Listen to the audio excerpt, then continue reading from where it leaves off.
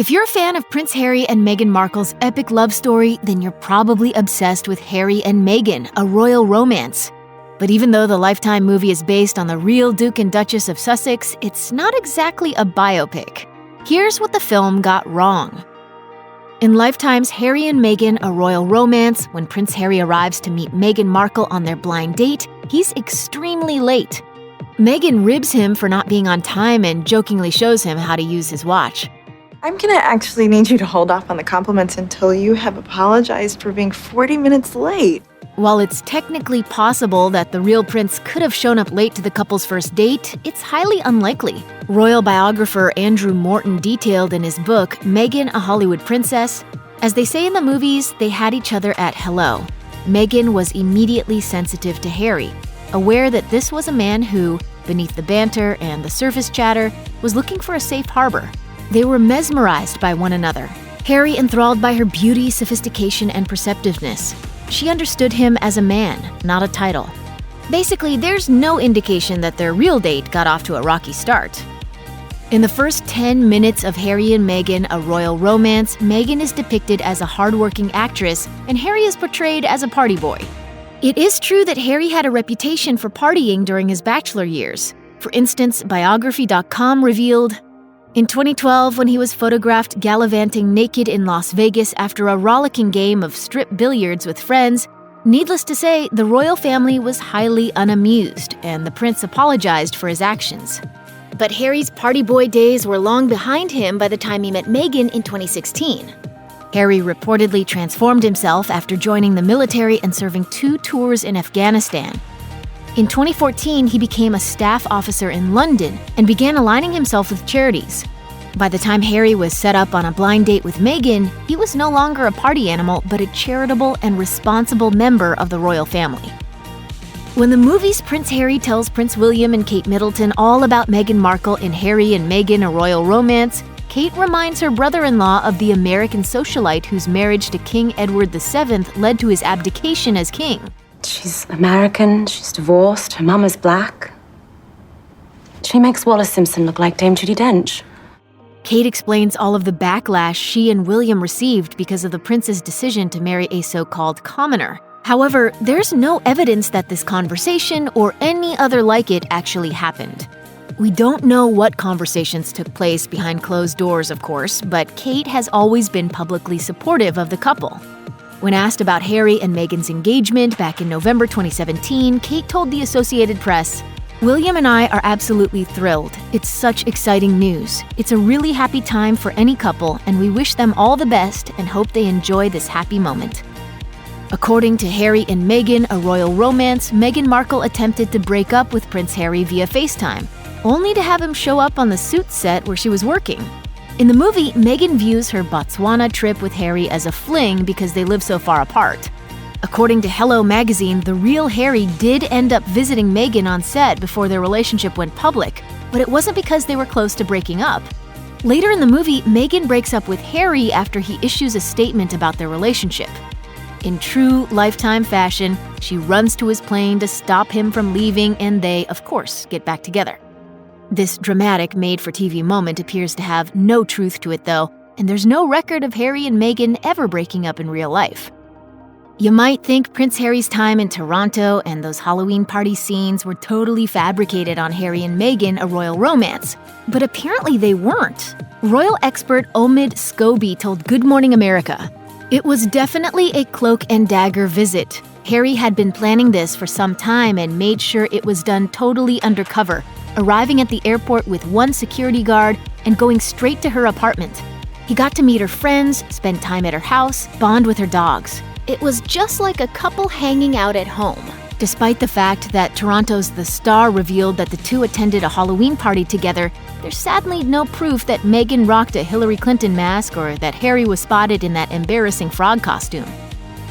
After Lifetime's Harry and Meghan break up and get back together, a downtrodden Harry attends the wedding of Kate's sister, Pippa Middleton.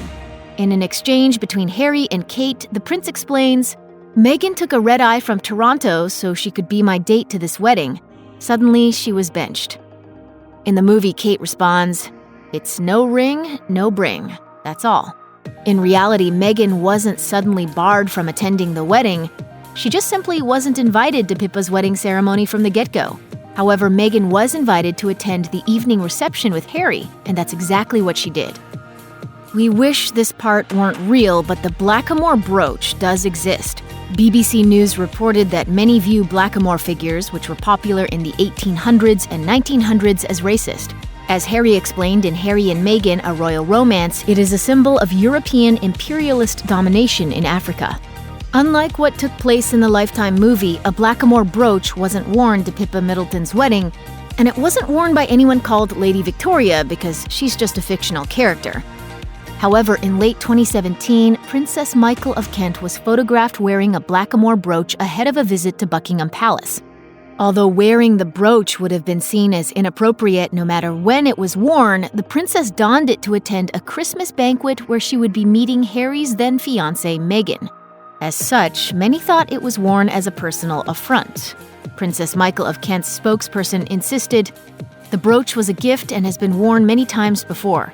The spokesperson also told BBC News, "Princess Michael of Kent is very sorry and distressed that it has caused offense." In Harry and Meghan, A Royal Romance, Prince Charles invites Meghan to Pippa Middleton's wedding reception, a somewhat strange turn of events considering the fact that he isn't the bride. The future king dramatically tells his son, "And if anyone has a problem with that, they can talk to the first in line." In real life, Charles and Meghan didn't meet at Pippa's wedding reception. Us Weekly reported that Meghan actually met Charles much earlier than that, at Harry's 32nd birthday event in 2016. By Pippa's wedding in May 2017, Meghan and her future father-in-law would have been pretty familiar with each other already. When Kate orders a virgin drink at Pippa's wedding in Harry and Meghan, A Royal Romance, she admits to Meghan that she's pregnant with baby number 3.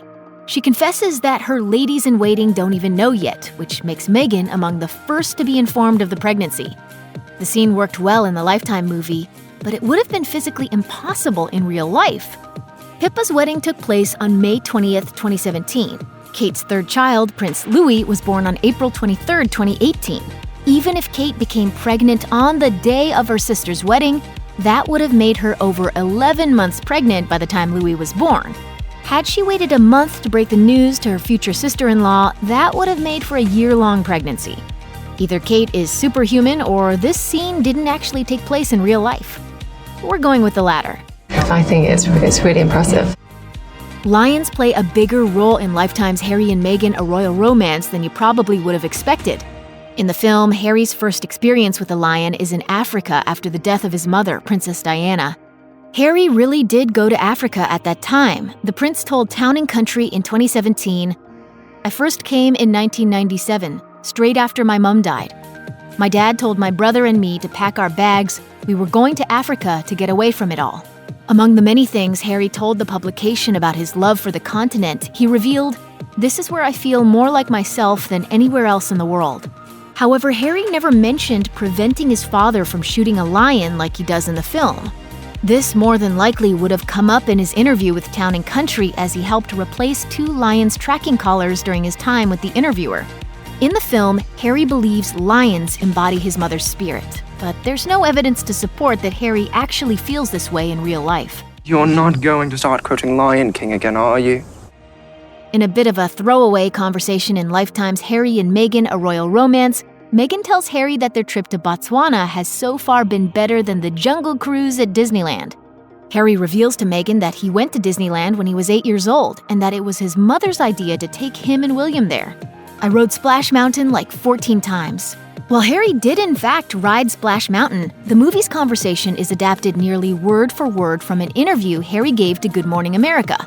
"Going to Disney World is one of my very, very happy memories. I went on Space Mountain 14 times. I was like, this is absolutely fantastic. This is the best thing ever." It's relatively minor to change Disney World to Disneyland, but it does make you wonder why the change was made. When Meghan Markle meets Queen Elizabeth II in Harry and Meghan, A Royal Romance, she immediately bonds with the Queen's corgis, and the meet and greet goes off without a hitch. We have no reason to doubt that either. However, the following scene is what gives us pause. The Queen says she wants to show Meghan something down the hall. Revealing a painting, Queen Elizabeth tells Meghan and Harry, I've always loved this portrait of our ancestor Queen Charlotte because the painter, Ramsay, didn't try to hide her African heritage. With confused expressions, Harry and Meghan look over at the Queen, who says, "Oh, yes, you're of mixed race, Harry. So am I." Many of her portraits tried to hide that fact, but this one is most authentic. It's a touching moment, but not all of it is true, or at the very least, it hasn't been confirmed. Queen Charlotte was the great-great-great-grandmother of Queen Elizabeth, and Sir Alan Ramsay did indeed paint the most realistic portraits of Queen Charlotte. But the late Queen's heritage isn't fully known. As Time reported on the matter, historians aren't really sure. Harry and Meghan: A Royal Romance features 2 proposals. Harry first proposes to Meghan while in Botswana. Meghan immediately says yes, but as the proposal was a spur-of-the-moment thing, Harry doesn't present her with a ring. Just need you. Will you marry me? Harry's second proposal is still informal but more official. This time around, the movie repeats events as they happened in real life. There's a chicken dinner, a beautiful ring, and a happy couple. During the couple's first official interview with BBC News, Harry revealed that he had proposed at his apartment in Kensington Palace while the couple was preparing dinner. As for her answer, Meghan explained, "Yes, as a matter of fact, I could barely let you finish proposing. I was like, can I say yes now?" While the second proposal is depicted accurately in the Lifetime movie, there's really no reason to believe that Harry proposed to Meghan twice. As far as the public knows, the London proposal is the only time Harry asked Meghan to marry him. Plus, it wouldn't have been such a surprise to Meghan if he'd already proposed, would it? Check out one of our newest videos right here. Plus, even more list videos about the royal family are coming soon. Subscribe to our YouTube channel and hit the bell so you don't miss a single one.